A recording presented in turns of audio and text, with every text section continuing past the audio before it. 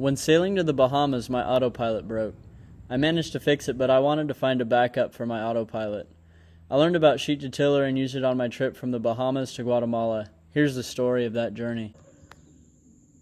Mirage is all ready to go. So I'll be leaving for about a month. I got the dinghy pulled up on the side so that way Sony doesn't have to bail it. And my tent's up. Mike should be here any minute. This is Guatemala.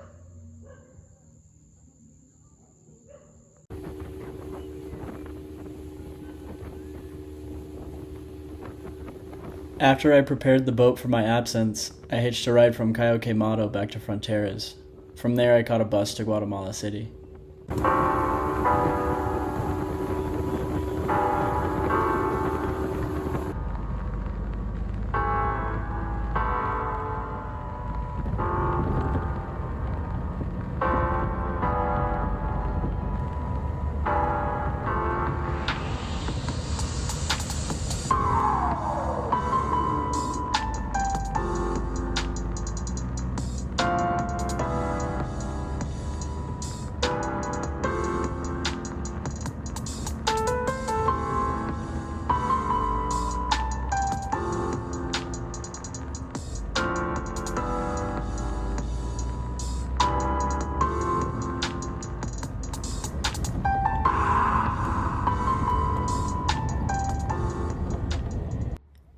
I reached Guatemala City early enough to head over to Antigua to check out the city. At the top of a mountain near the city is El Tenedor restaurant, which displays a lot of influential Guatemalan art. There was even a helicopter taking off on the way up.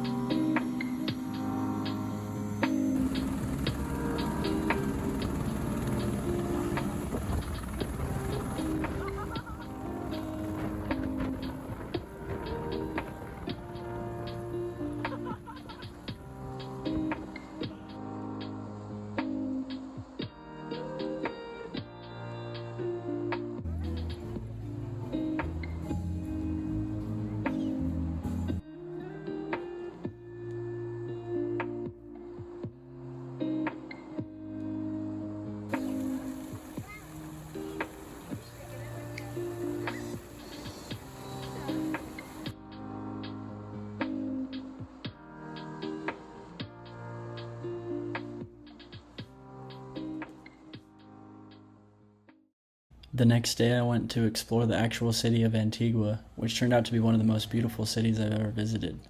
All of the streets are cobblestone and allow us a look into a much different time in history.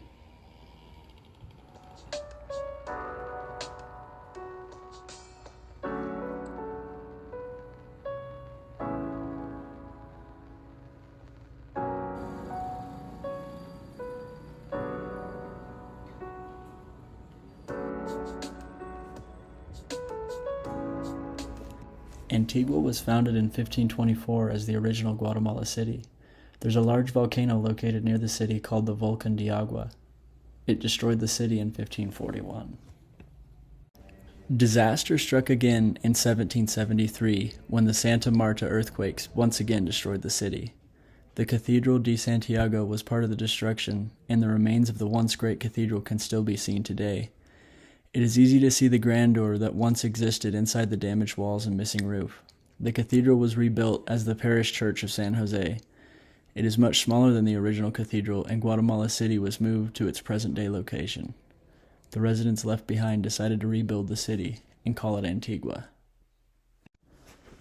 The earthquake of 1773 was not the first in its history, however, and earthquakes in 1717 and 1751 damaged the church significantly.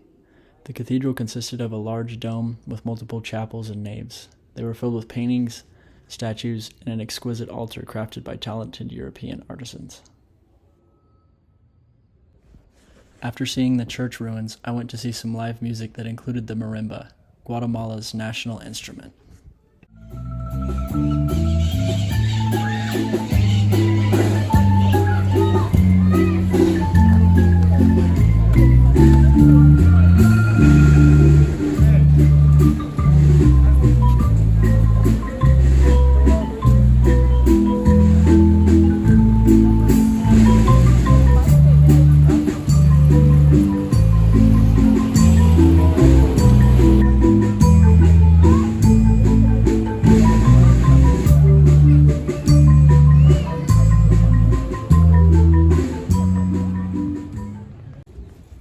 spot in town that contains a beautiful fountain. The fountain was made with wash basins built into it. People used to wash their clothes in the wash basins by plugging a small drain in the bottom. They are still used from time to time to this day.